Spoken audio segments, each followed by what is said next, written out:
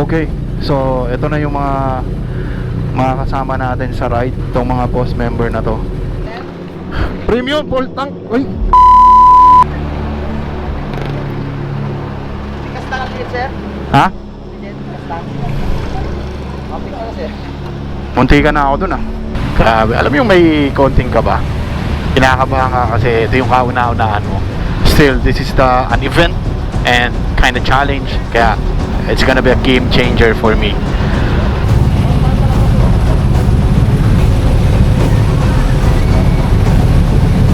Isa sa mga members ng grupo na to, yung reason kung bakit ako nakasama rito.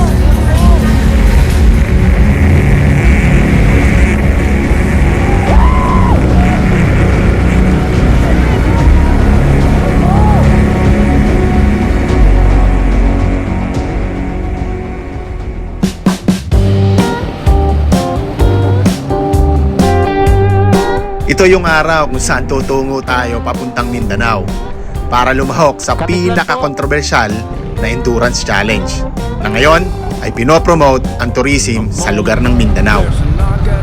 Pero bago yon ay may mga ipagagawa muna tayo at ipapaayos sa gagamitin nating motorsiklo.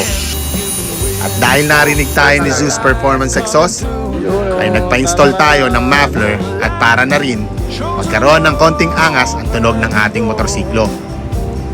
Dito sa DK Moto Shop mabibili ang mga ganitong klaseng muffler. Sound check na natin to mga kapitbahay.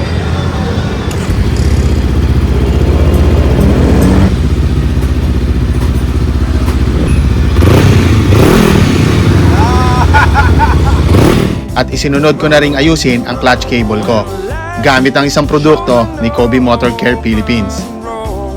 Ito yon, yung isang produkto ni Kobe Motor Care, which is the cable lube.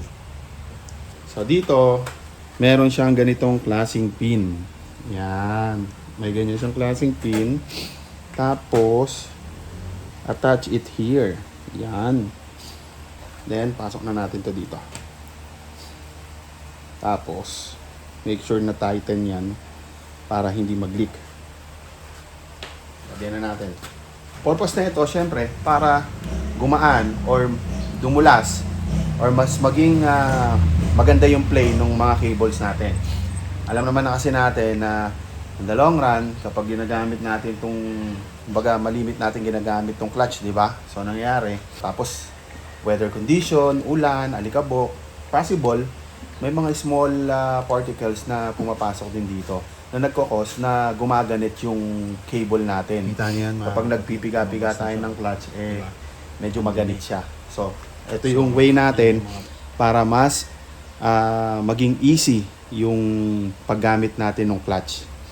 Mas maganda yung play. Honestly, ibang performance ang ibinigay sa akin nito during the Boss Ironman. Tapos na tayo sa isa. Today, wala tayong ibang gagawin kundi maintain natin yung motorsiklo natin for the preparation ng Boss Ironman Mindanao Cup. So, bali, mangyayari niyan today, 2 days before na lang ng biyahe namin papunta ng Bacolod. Then Bacolod, mag-work muna kami doon bago kami pumunta ng Jensan. All goods na, kakabit na natin yung cable. Sa pagme-maintain ko sa kadena, ay una, ginagamitan ko ito ng Diras. Isa rin itong produkto mula kay Kobe. Well, kanya-kanya tayo ng paraan how to maintain our bikes. At ito yung akin. Ang Diras ay isang produkto kung saan inaalis nito ang mga kalawang at nagbibigay lubrication para sa magaganit na nagkikis-kisang bakal. At ang isusunod ko rito ay yung Kobe Chain Lube. Kung saan naman sa mismong alis na namin papuntang Bacolod, doon ko na naalala na lagyan ito. Boom, boom, that knock on your door is sounding further away. Don't lose sight like those times before. this is now today. When life shows an open door, come on, step through. A chance like the purest gold. Come on, come on. When life is an open road, you know you should ride. Forget what you've been told and ride this open road.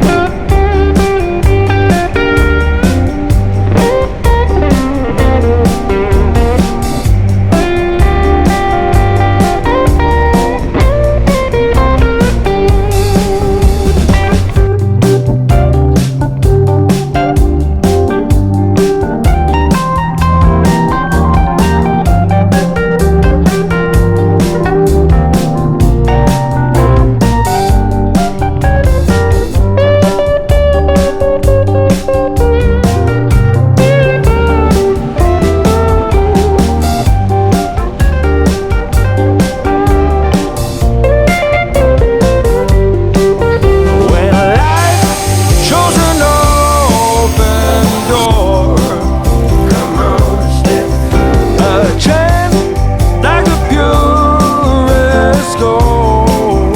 Come on, come on.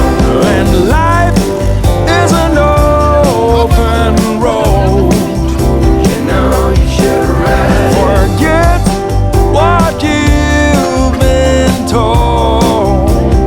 Ride this open road. This open road. This open road. This open road.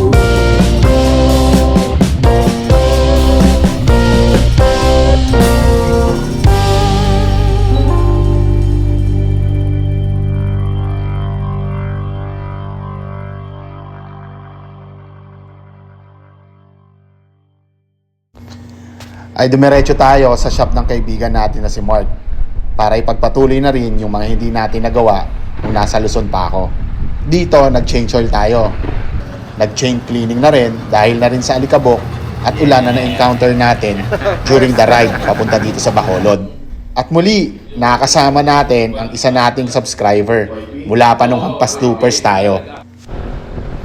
At kinagabihan, bumiyahe na rin tayo mula Bacolod papuntang Jensan. May mga ilang challenges kaming na-encounter.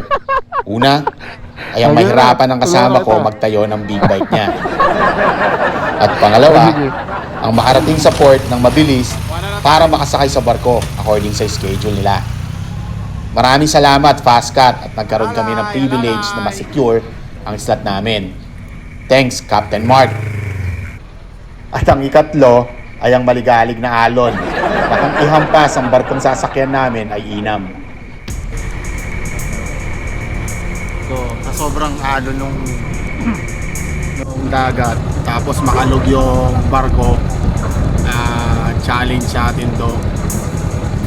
May dalawang bikers na raw kasi na tumumba dahil sa lakas nga nung alon. So, gumaganong-ganon talaga yung barko. Ewan natin kung kaya natin to. Tingnan natin. Aalalay naman yung mga crew, yung crew ng barko. So, malaan.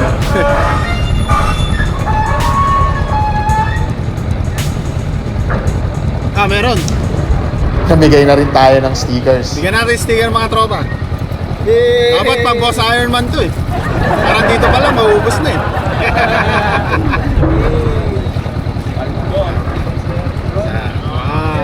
Thank you, boss! 3, 4, 5, 6. Thank you. Thank you, brother. Sir. Yeah, thank you. Yeah. Thank you. Oh, pag ako tumumba, walang tatawa ha.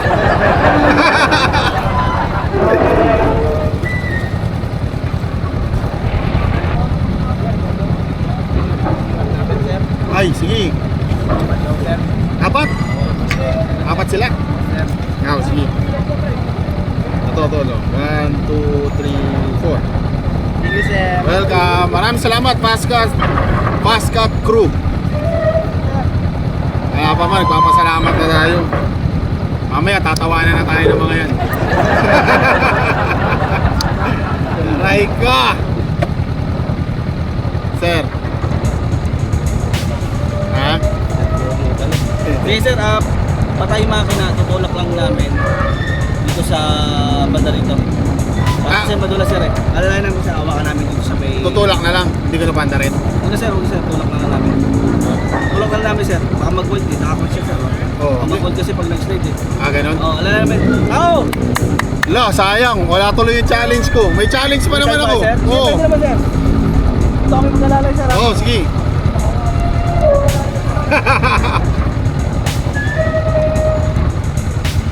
Let's go. Oh,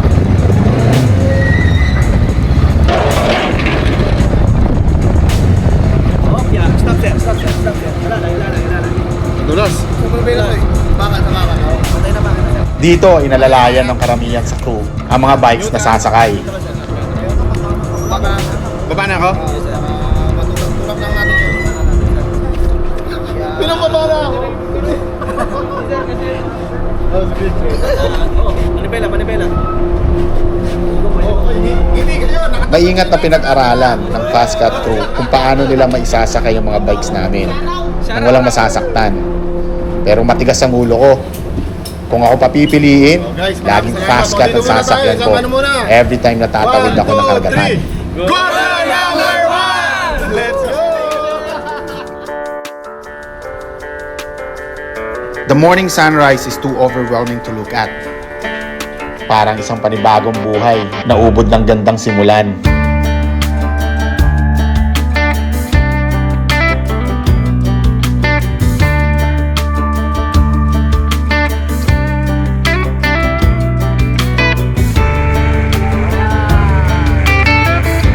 We're back in Mindanao!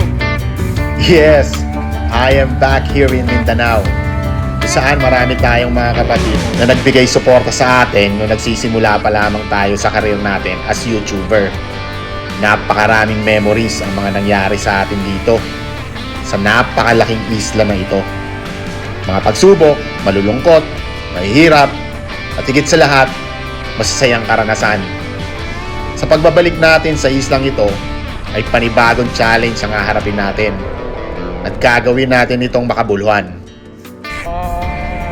Sa dinami-dami na sinalihan ko ng ganitong klaseng event ay di ako matuloy-tuloy.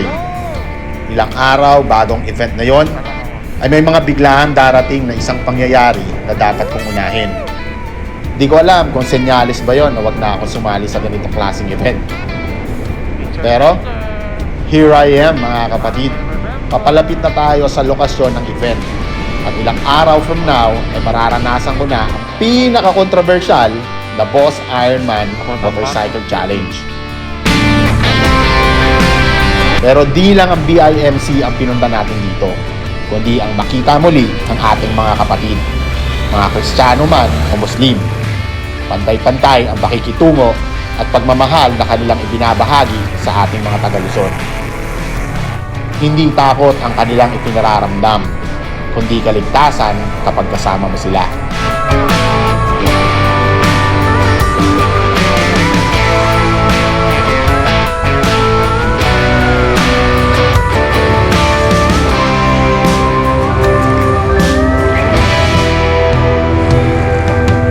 And this is the hotel where I stayed during the event, mga kapatid. Alright. Isang mapagpalang gabi, mga kapatid, mga kapitbahay. Ngayon, katauhan ni MotoGP ang inyong masasaksihan sa vlog na ito. Dahil sa nakita nyo ng mga videos, tayo'y pumunta rito sa General Santos City para pumiyok. Para sumali o lumahok sa Boss Ironman Challenge Mindanao Cup, mga kapitbahay.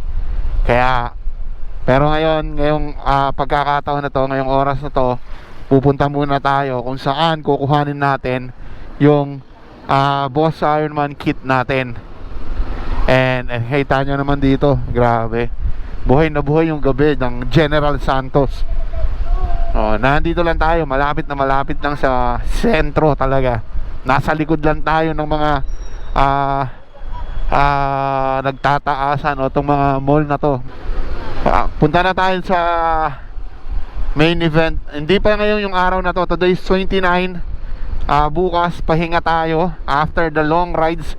Ramdam na ramdam ko yung pagod, mga kapatid. Siguro wala ring proper sleep tayong nakuha nung bumiyahe tayo. Yung sinakyan nating Roro, yung higaan hindi maayos. Nakakapagod yung tulog natin doon. Pero at least from Dapitan to General Santos, ang binibigay ni Google Map is around almost 12 hours. Kinuha lang natin siya ng almost 7 hours. Mapakalapit lang pala nung hotel nila. Yan lang.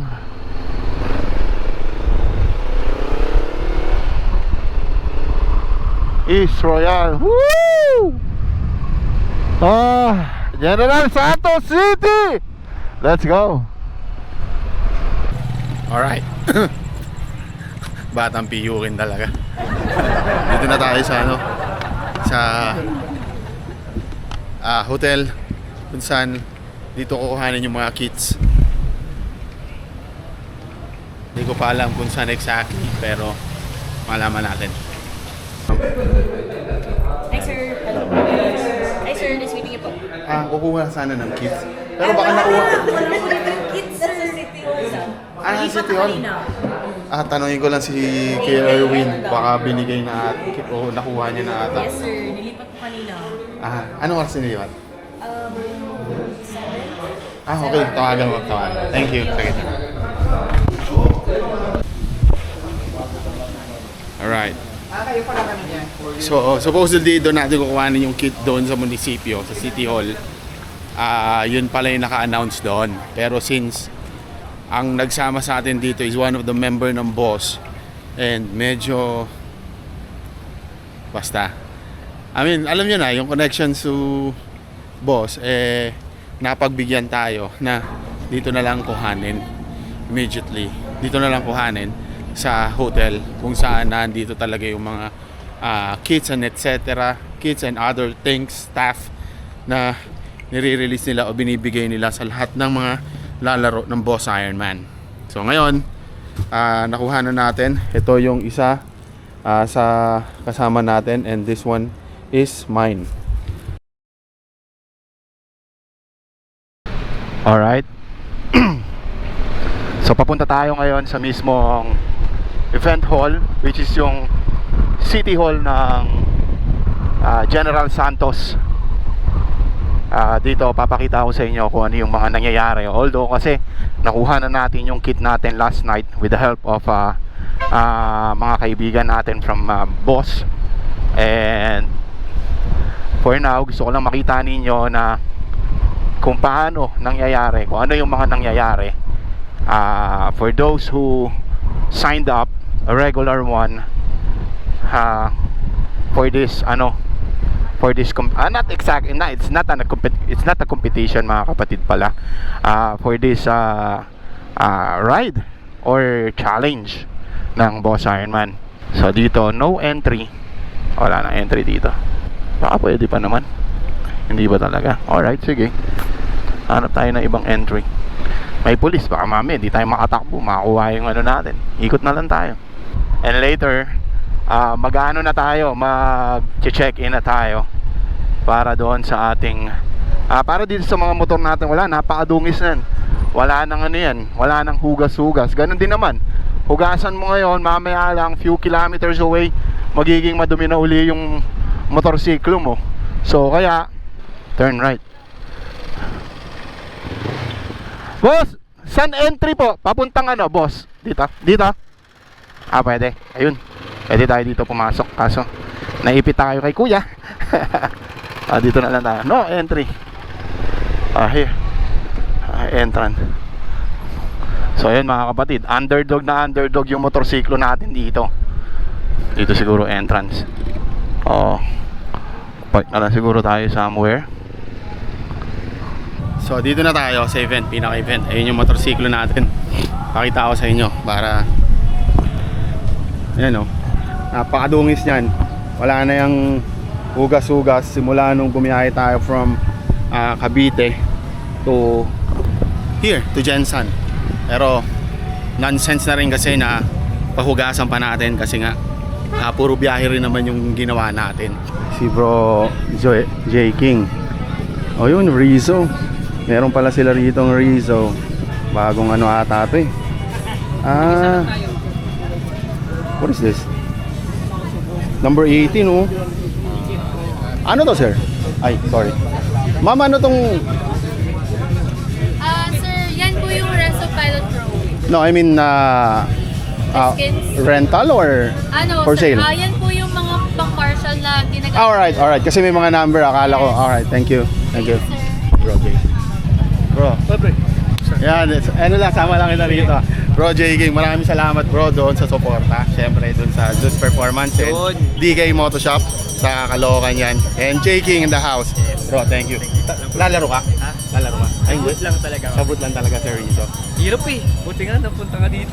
Gana? Hirap nung ano. Since hindi pa ito yung araw ng event, Step 1. ang ilan sa mga booth ay dito na nakapwesto sa plaza ng Jensan. Ma'am, dito ba kinukuha yung mga kits? So, dito kinukuha po yung kits, no? Yes, tama. Lahat. For the premium dito rin. Yes po. Alright. Dito po, regular sa kabila. Dito na rin nire-release ang mga participant kits na gagamitin sa rides. Yung kits na kinuha natin last night. Yun lang din naman yun. Yun lang din naman kukunin nyo rito. But, hindi ko lang alam kung parang walang masyadong ano, no? Walang masyadong, anong tawag doon? Mga boot? Not sure. Hindi ko alam. Dito rin chinecheck o ini-scrutinize ang mga bikes na gagamitin for the event para masigurado na ang lahat ng kalahok ay may fully functional na mga bikes. I mean, hindi yung gamit-gamit natin na nanlilito. Di ko na rin pala pinalagpas mga kapatid ang magpa-picture dito sa napakalaking tarpaulin na ito. Sobra kasing magiging memorable nito sa akin. Kauna-unahan kong sumali sa ganitong klaseng event at ang daladala ko pa ay 500cc lang. Pakiramdam ko mga kapatid, underdog na underdog ako dito. Isang araw, bagong event ay nagpa-full tank na ako. Pero Premium full tank. Uy.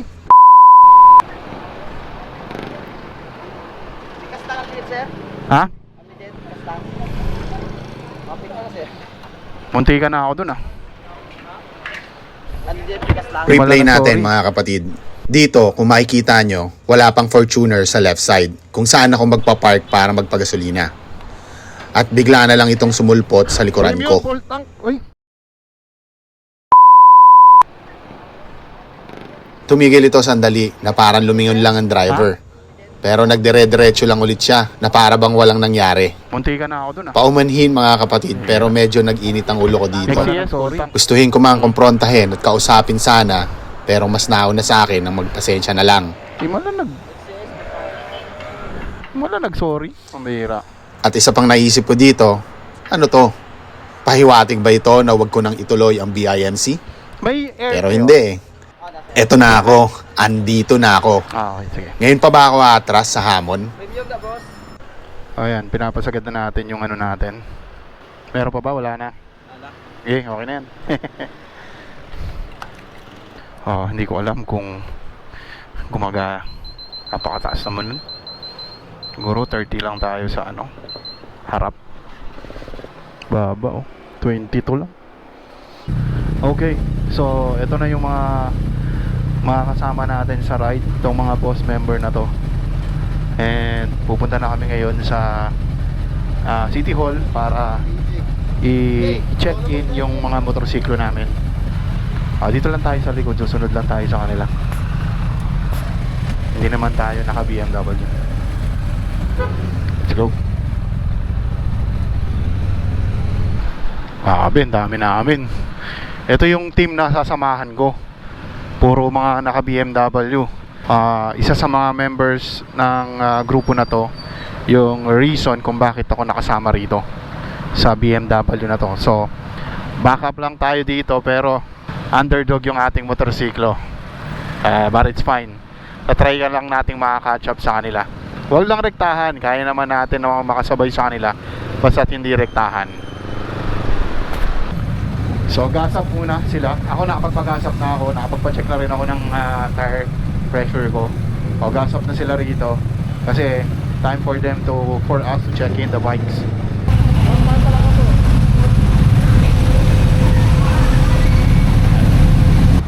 Mga kapitbahay, this is the first time talaga nasasali tayo sa ganitong klaseng event.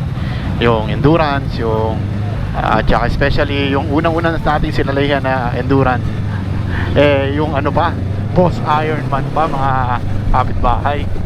Yung mga scooter na endurance, hindi nagbalak tayo na maraming beses pero hindi naman tayo nag-succeed na makasali doon.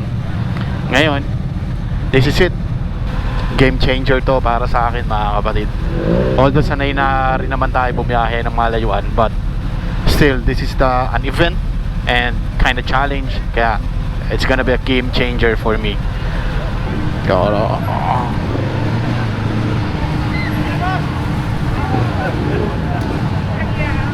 Dami na naka-check-in. Mahigit 1,000 ang sumali sa Grabe. event na ito. Ganito karami ang may nais maging kabahagi ng napalaking event na ito. Bakit nga ba? Ano ang meron dito? Sa ngayon, di ko muna yan sasagutin. Woo! Grabe. Iba yung lukso ng dugo ko ngayon, mga kapatid. Natutuwa ako na nakasali tayo sa ganitong klaseng event. Grabe, maraming salamat, Boss C. At ako'y isinama mo rito. And of course, sa lahat ng boss member na kasama namin sa grupong to at sa mga magra-rides din sa ano na to, sa event na to. Grabe, alam mo yung may konting kaba. Kinakabahan ka kasi ito yung kauna-unahan mo. Tapos nasa linya ka pa ng VIP, nasa linya ka pa ng mga big time na kahit na alam mo yun, pero may part sa akin na nahihiya ako. Kasi sila yung mga sila naka BMW sila. Tapos hindi ko alam ano yung tingin ng iba na ito yung gamit nating motorsiklo. But proud ako kasi kasama tayo sa ano na to. Pero honestly, mga kapatid, medyo down ang tingin ko sa sarili ko. But it's because I'm not in the same level ng mga kasama ko sa rides. Nakapunta ako dito dahil kay Boss C. He is the reason kung bakit ako nakasali dito. At ang baon ko lang ang ilan sa mga sponsors ko. Covey Motor Care Philippines, Zeus Performance Exhaust, DK Moto Shop, and Impression Print Shop. At ang mga followers at subscribers natin. Siyempre, ang pamilya ko na palaging nasa tabi ko. At higit sa lahat, ang Panginoon Diyos. Helmet. Sila ang nagpataas ng confidence ko na ipagpatuloy ang hamon ng BIMC dito sa lugar ng Mindanao. This is it, mga kapatid. Wala nang atrasan to. Tulad na sinabi ko sa inyo kanina, katauhan ni MotoGP ang makikita nyo sa vlog na to. Matagal kong pinangarap makasali dito. Ito na yun. Wala akong dapat patunayan. Mag-enjoy lang tayo. Susubukin ang ating kakayanan sa event na to. Lakas ng pangangatawan, talas ng isipan, at ang madagdagan ng kaalaman sa pagmumotor during this event. Dalangin ko ang kaligtasan ko at ng bawat kalahok sa event na ito. Kaya tara, simulan natin ang Boss Ironman Motorcycle Challenge Mindanao Cup.